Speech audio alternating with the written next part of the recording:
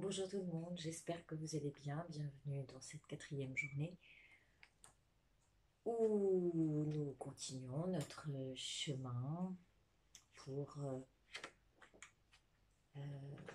afin de nous aimer, même avec nos défauts, hein, avec nos travers, avec toutes nos parts d'ombre. Alors, c'est un peu le fouillis aujourd'hui, vous voyez, ça c'est ma part d'ombre. Parce que je me suis concentrée bien sûr euh, sur le mantra du jour. Et mais comme je dois partir très vite au travail, que je suis attendue pour mon coaching, alors j'ai fait ça un petit peu en puisant des informations à droite et à gauche, parce qu'en même temps, je suis sur un livre qui est Réveiller le chaman qui est en vous, de Arnaud Rioux.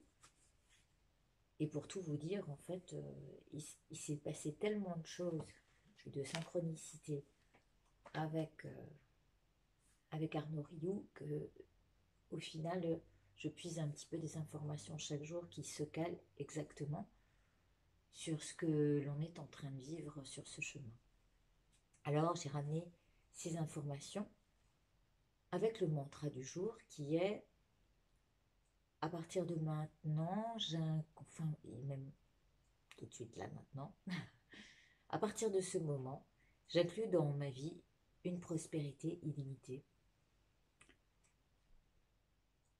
À partir de ce moment, j'inclus dans ma vie une prospérité illimitée. Et j'ai même rajouté, ayant foi en la transparence du silence qui est dans ce qui œuvre pour moi. Parce que dans le silence, lorsqu'on laisse faire, lorsqu'on laisse agir, les choses se transforment pour nous. Il suffit qu'on y mette notre graine de la foi. Et de la graine de la foi naît la graine de félicité qui donnera la fleur que nous avons arrosée chaque jour. Et hier, nous étions... Permettez que je boive le thé avec vous. Merci d'ailleurs de m'inviter à votre table pour ce faire. Hier, nous étions sur la délivrance et sur les influences que cela peut avoir. Il y a les influences extérieures sur lesquelles on se cale de trop et, euh, et on n'est pas assez connecté à notre être suprême. Là est toute l'erreur parce que pendant très longtemps, on s'est appuyé sur les conditionnements éducatifs et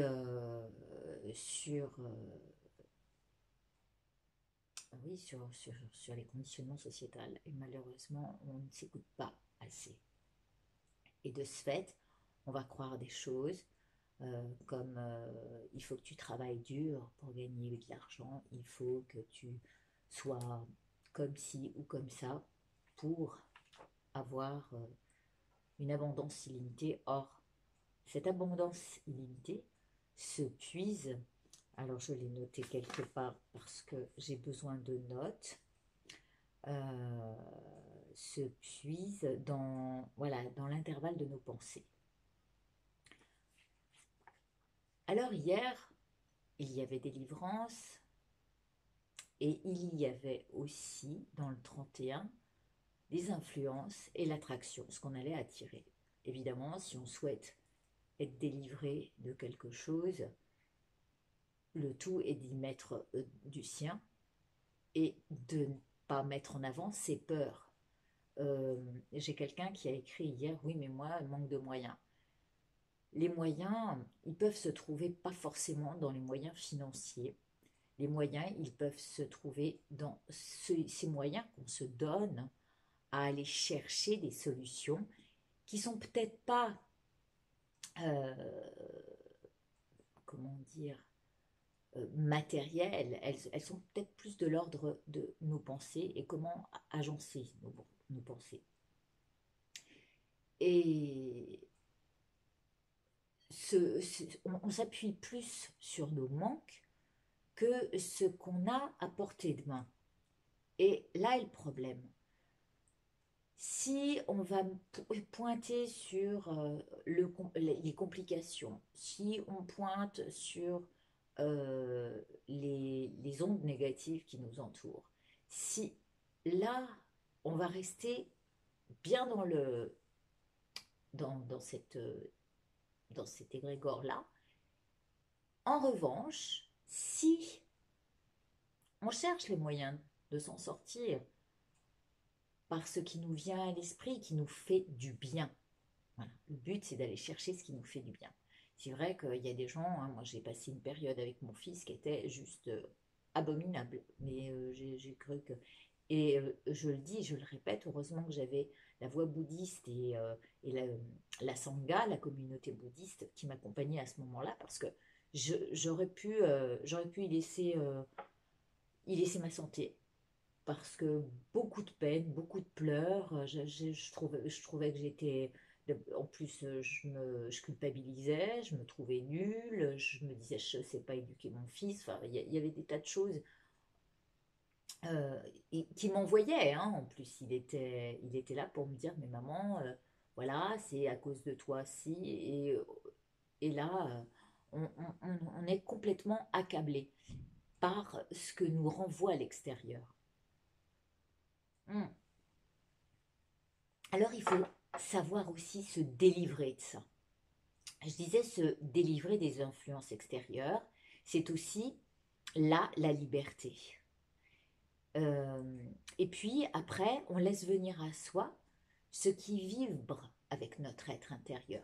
Alors évidemment, si on capte que ça, on va pas chercher la solution à se dire, mais peut-être que moi, j'ai mon propre, euh, mon être lumineux qui va m'emmener là où je dois aller, là où est le meilleur pour moi. Et je vous assure que quand j'ai pris le chemin, j'avais comme un, je le dis souvent dans mes vidéos, comme un tapis rouge qui m'emmenait vers ce à quoi j'aspirais. Je vais vous donner un exemple. Donc à ce moment-là, mon fils avait 18 ans, je me suis dit, tiens, maintenant je peux m'occuper enfin de moi et j'ai envie de reprendre la méditation, je vais reprendre la méditation. Et je reçois un papier dans ma boîte aux lettres qui donnait en référence l'adresse d'un centre qui était vraiment pas loin de chez moi, un centre de méditation, un centre bouddhiste. Et je me suis dit, tiens, c'est l'occasion de le faire. Ok, ça reste dans ma tête. Une deuxième fois, je vais faire les courses, je prends un magazine local gratuit. Et encore apparaît cette annonce. Alors là, je me suis dit, quand même, c'est c'est un peu fort de décoffrage. Je vais découper l'annonce et je la garde dans ma voiture. Troisième fois, hein, c'est pour vous dire, quand ça insiste, c'est que là, je le trouve dans mon journal local, c'est-à-dire celui dans la boîte aux lettres. Et là, je me suis dit, ah oui, là, non, ça insiste trop, je vais y aller. Je prends ma voiture, j'accompagne quelqu'un que je coachais à l'époque chez elle, et je me suis dit, bah tiens, j'avais pas de GPS, j'avais rien. Je vais aller voir, c'est à Vèze, je vais aller voir ce centre. Où est-ce qu'il est? Je me pose à un endroit du quartier, ne sachant pas où c'était, pour voir sur Google, comme j'avais pas de GPS, je me pose, je me gare. Vous me croyez, si vous voulez, j'étais garée devant la rue où je devais me rendre, où était le centre. Là, j'ai dit, alors ça, en plus, il pleuvait au moment où j'ai trouvé cette adresse. Je me suis dit, 4 heures de l'après-midi, le centre ne doit pas être ouvert, c'est pas possible. En général, la méditation, c'est pour les gens qui travaillent, enfin, qui ont du temps de libre, c'est-à-dire entre midi et 2 ou le soir. Là, à 4h30, j'avais un peu de doute. Par chance, il était ouvert. J'ai été reçue par 2 personnes merveilleuses auxquelles j'ai dit que j'avais très très envie d'assister au festival d'été en Angleterre, à Manjushri. Hein, en plus, il s'appelait Manjushri, donc et c'était, bah, tout a été mais magique, c'est-à-dire qu'ils m'ont dit, mais oui, vous pouvez. En fait, en espace de 2 jours, j'avais calé mon voyage, et à partir de ce moment-là, ma vie a complètement changé. Je vous le répète, ma vie a changé. Ça n'a pas été sans mal. J'ai eu des périodes encore difficiles avec mon fils. J'ai eu des périodes où, où vraiment j'étais poignardée. Et les déités qu'on priait à ce moment-là, avec le centre, elles étaient juste là pour m'accompagner à traverser les obstacles. Alors surtout, surtout, concentrez-vous sur votre propre potentiel. Et c'est là, aujourd'hui, où on met le doigt sur ce qui est du respect, hein, de ce qui se passe, à savoir si c'est mauvais ou mal. On n'a pas à mettre ça dans une case, mauvais, pas bien, burk ou haut, mais on est là pour se dire, ok, je respecte. C'est comme ça, l'univers m'envoie ça à travailler, parce que les épreuves sont là pour nous faire avancer, pour nous faire comprendre ce qu'on a à travailler sur nous-mêmes. Et là, on se dit, ok, respect. Respect pour ça. Donc si vous traversez un truc difficile et que, soi-disant, manque de moyens, je respecte. C'est comme ça, pour l'instant, je ne peux pas agir autrement là-dessus. Mais je vais laisser faire en prenant ma part de responsabilité sur ce qui se produit. Donc, respect, le premier R, responsabilité, et puis suivre les règles, je vais dire oui, la règle des 3 R. Hein. Donc, on a cette liberté de choisir si on pointe bon ou mauvais, ou si on pointe, j'y vais, j'ai la force active en moi pour me sortir de ce qui ne me convient pas. Et donc on laisse vibrer à partir du moment où on s'en donne les moyens et que ça va dans le sens lumineux de notre être. On va faire avec nos parts d'ombre qui apparaissent, et celles qui apparaissent la plupart du temps, donc c'est la peur. Alors la peur du manque, une peur de manquer de moyens par exemple, ou une peur de manquer lorsque on aura lâché. Mais dites-vous que lorsque vous lâchez, il y a une opportunité extraordinaire de votre être lumineux qui a mis ça en place, qui vous amène la suite, qui vous déroule le tapis. Et comme par hasard, il y a des choses qui arrivent dans votre vie et qui se manifestent pour vous aider. Ce qui veut dire que le chemin que vous avez pris est validé.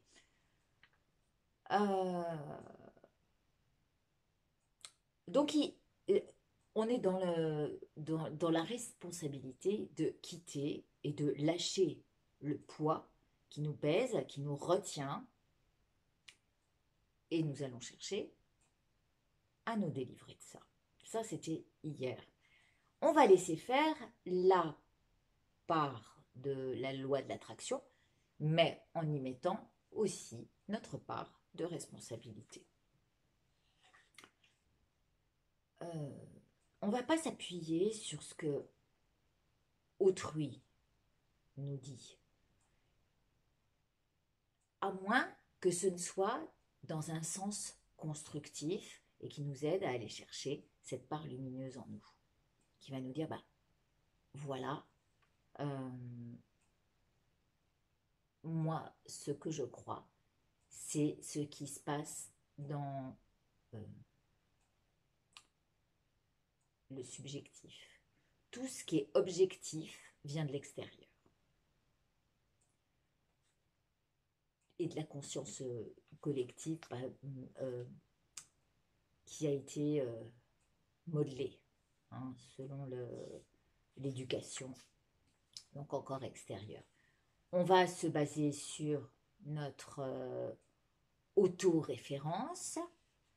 On va aller chercher à identifier le potentiel de notre pouvoir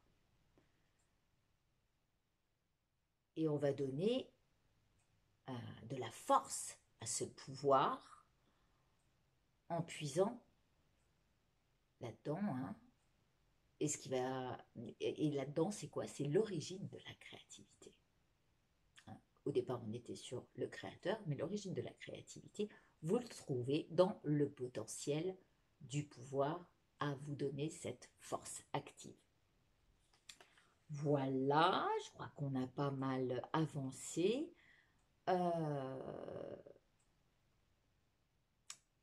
Juste une fois qu'on a cherché cette autoréférence en nous qui est notre être suprême, notre être supérieur, notre être de lumière, eh bien, on va en fait se mélanger au champ unifié de cet être lumineux, de cet être sacré.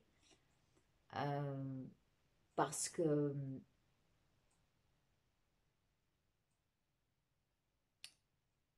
se connecter avec lui, c'est adhérer à ce qu'il peut faire pour nous.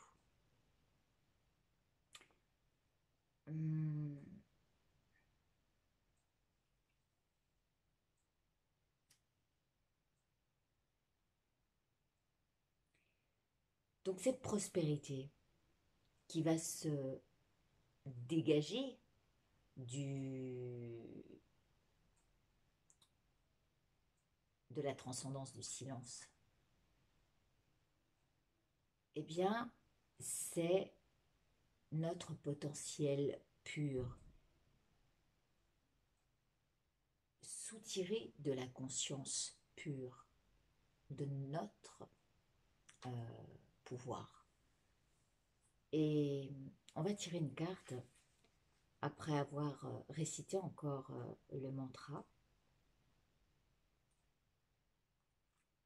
Et notre responsabilité, je reviens là-dessus, vient du fait de sortir des conditionnements, de ce qu'on croit et qui nous amène ces croyances limitatives. Voilà, je crois que j'ai mis pas mal de...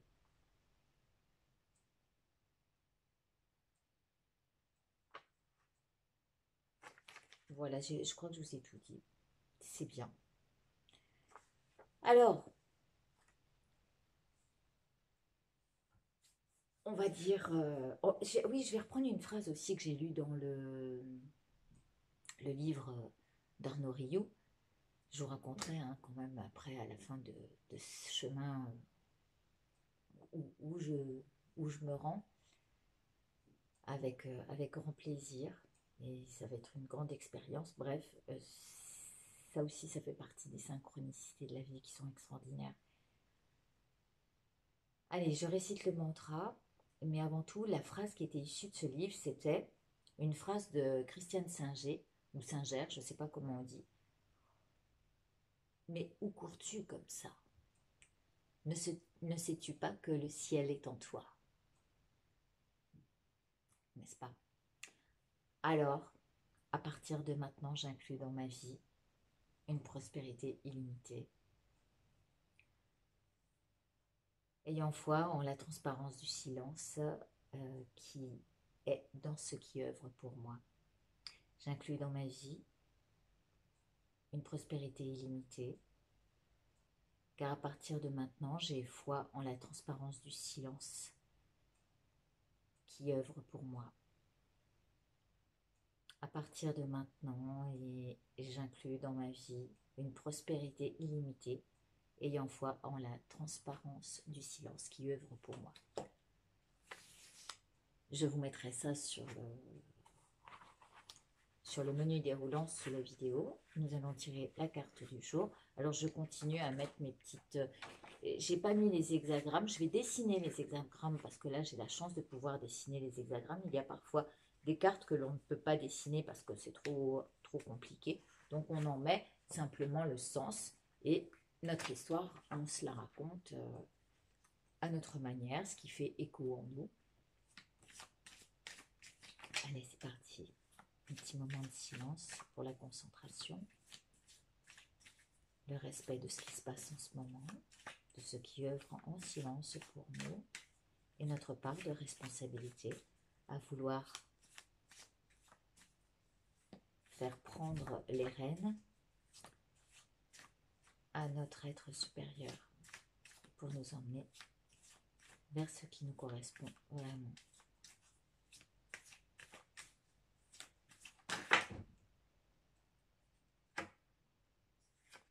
J'ai bien envie de la prendre. Elle est sortie. Alors, qu'en dites-vous? C'est la chance à vous donner. C'est cette chance. Allez puiser en vous ce pouvoir dont vous êtes seul responsable et qui détient les rênes, on va dire ça, ça fait partie des 3 R, avec le respect de ce qui se produit, que ce soit bien ou mal. Le chaman ne prend pas différent, enfin, ce qui est mort ou vivant. C'est les 2 parties les 2 faces d'une même pièce. Alors, on respecte. Si c'est pas top, c'est ainsi. Mais on sait qu'on a le pouvoir de transformer les choses. Et la chance, il faut savoir la produire pour la saisir. Je vous remercie et je vous embrasse très fort. À demain, passez une très bonne journée. Ce chemin est merveilleux avec vous. Merci, merci. Allez, je vais vite à mon coaching. À demain.